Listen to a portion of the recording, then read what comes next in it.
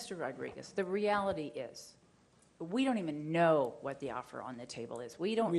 We do know that in Orange County, we've learned that if we're going to tell somebody to build a road, that it has to come in under our cost. And you can do the same thing. We do know that this is the third time we've been back here. And what pains me tremendously is that I have the utmost respect for you and I adore you as a person. And so this is extremely difficult. And I can say that about every single member of the school board and the staff that's here. But I can't ignore the fact that this is the third time in a year that we are here with these people, pitted against these people, because somebody's not doing their job. Somebody is not doing their job.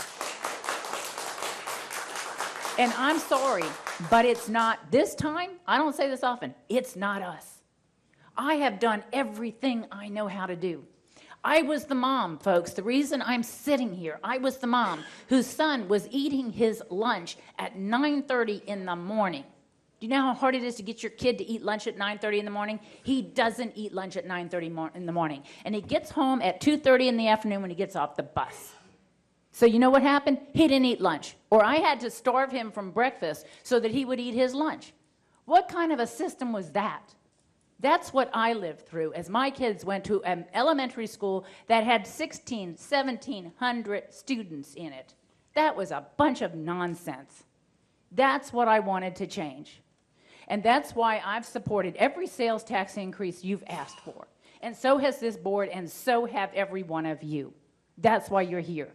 And there's one thing we all agree on. We need more schools, and that's why you supported it.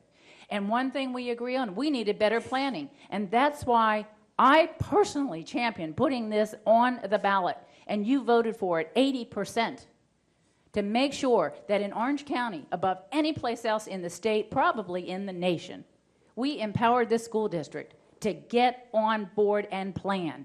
And to tell our developers before we approve a development what they needed to do to get the schools in place. And here we sit with an elementary school site.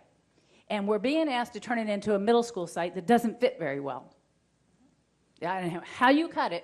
We may need it desperately, but it doesn't fit very well.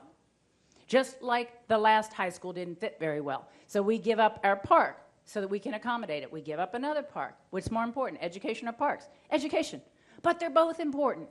This community is big enough for both, if we just get busy doing the planning that's supposed to be happening. And instead, the folks over here are going to be mad at us if we don't approve it, and they think we don't care about kids. Oh my gosh, do I care about kids.